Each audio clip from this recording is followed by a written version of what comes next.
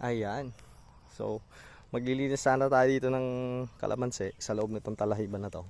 Kasi mabilis kasi itong talahib na lumaki. Pero may nakita tayo. Lumabas yung nanay niya.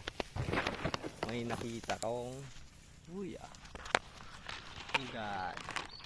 Ayun ako, may itlog. Wala itlog niya. Lilim-liman na ng nanay niya. Ayan.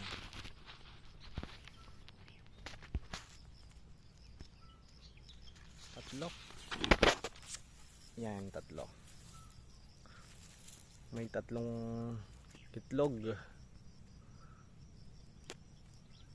Ayan. Kaya hindi na natin gagalawin muna yan dito. Hindi ko gagalawin yan. Kawawa eh.